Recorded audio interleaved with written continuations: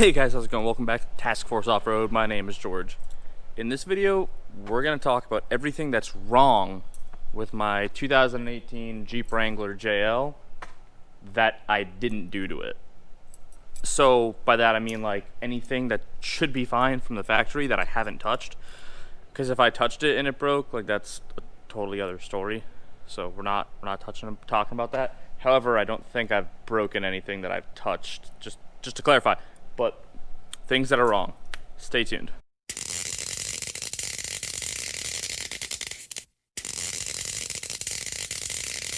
Alright, so we're going to talk about this while I'm doing some maintenance, because the Jeep needs an oil change.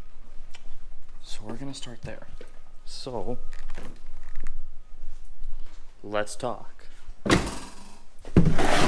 Okay, so the first problem that I have with this Jeep that's a factory issue is with the radio.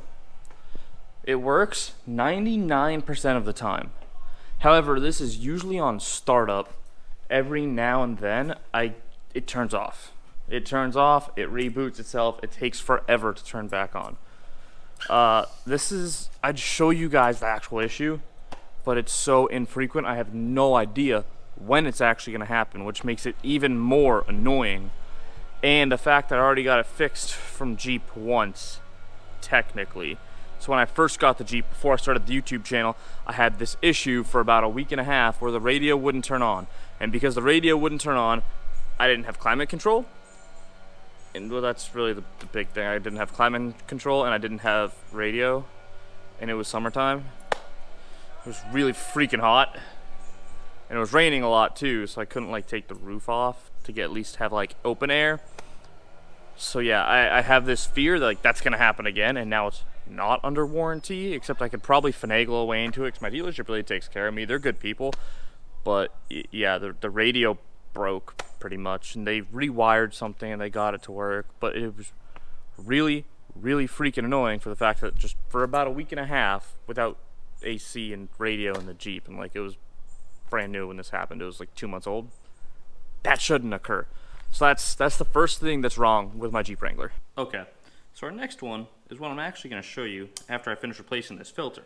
But we're going to talk about it for a little bit, because this is the second time this has happened to this Jeep. Now the first, I get it, it's not a big deal. I mean, it can be a big deal, especially during wintertime. So what I'm talking about, guys, is the rear defrost on the hardtop glass. So the issue with it is the terminals actually get ripped off just from normal use. Nothing crazy, like you're not whipping the freaking thing open or not, but it just eventually like they start falling off. And this is the second piece of glass I've had. Well, this is the not stock glass. This is the dealership already replaced it once for me. So this is an issue they know about. And before I touch my camera, I really need to clean my hands. So hold that thought. All right. Now, I'll show you. So what I'm talking about, obviously we know how defrost works. You need an electrical connection to generate heat through the little lines that go through the glass. I'm assuming they're metal, they generate heat. So now we have these terminals here that connect and make that connection. Now, the first time, it was this that broke off. This one right here. The second time, this guy is popping off. Now, it's not completely off yet, but you can see it's hanging on by a thread and it's about to go. So, I have to talk to them again. I don't know if they're going to warranty it this time. And if they're not, your boy's literally going to try and solder that thing back on, because that should work. It's just a soldering connection anyways. But last time they told me they had to replace the glass, which they did. They replaced the glass with a piece that was super scratched. I'm sorry, there's landscapers next door. They replaced it with a piece that was super scratched, so I went back, complained, and they ordered another piece of glass for me, and that came in a couple days later, and they replaced it, no questions asked. Like, my dealership's awesome, guys, I gotta say. Nothing against them.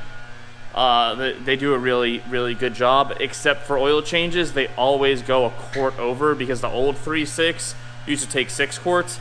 and the new JL 3.6 takes 5. So that's annoying, so I always had to drain my oil, so now I just do it myself. Yeah. Number 2, the electric lead on the rear glass for the defrost. That is the second thing wrong with my Jeep Wrangler. Okay, so the next and last one that I could find, at least so far, is actually my ParkSense. So if I press this button, it should turn on, right? Off. It says off. I hope you guys can see that. Now let's hit it again. ParkSense service required. Unavailable. So, I'm gonna turn the Jeep off and I'm gonna explain what's wrong with it. Okay, so you have this wiring harness down here. One of the pins in that harness isn't, well, it's broken. That's the easiest way to say it. And it's not something I did. It unseated itself. So it's not like it snapped or bent. So when I put the harness back in, it got pushed through the back side of it, so it's not making a solid connection, and that's the problem. With that being said, I have the new harness to fix it.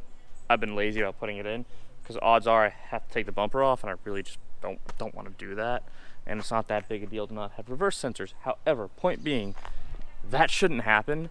And I know that's a common thing with Mopar wiring harnesses, especially with the JL, because my buddy John, his Jeep has been on the channel, he's been on the channel.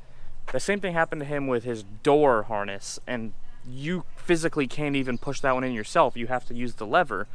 So there's no reason whatsoever that should have broken, especially the way it did, where you could literally pull the wire all the way back out because it's not pinned in properly, or the mechanism that holds the pin in place broke. And that was the issue. Also, the dealer's answer to this was to either A, charge me like $400, $300-ish to replace the whole harness, or to have them splice in a quick disconnect wire and have them cut it and splice it in. And I looked at them, I was like, that's your solution?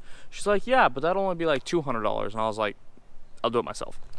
And then I went to parts, and the parts were $60. So your boy obviously ordered the parts, because the only thing that's broken is the part that goes to the bumper. The part that goes to the Jeep itself is actually perfectly fine and a-okay. So with that being said, I ordered the parts, and I'll fix it eventually.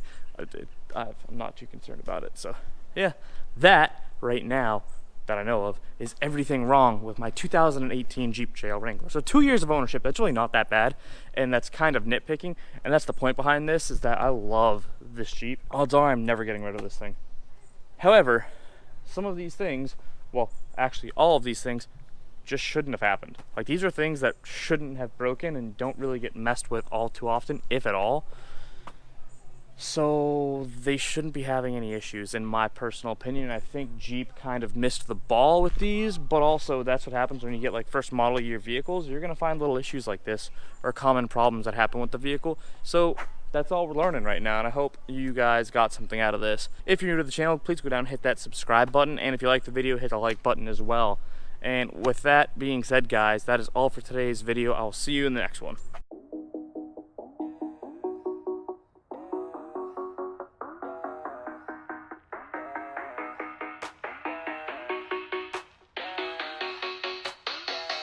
Yeah, it's that first day of first grade. That cute girl, your third day. That backpack, that snapback you've had since the third grade. The first time you got laid, the worst time you got played. It hurt, but you're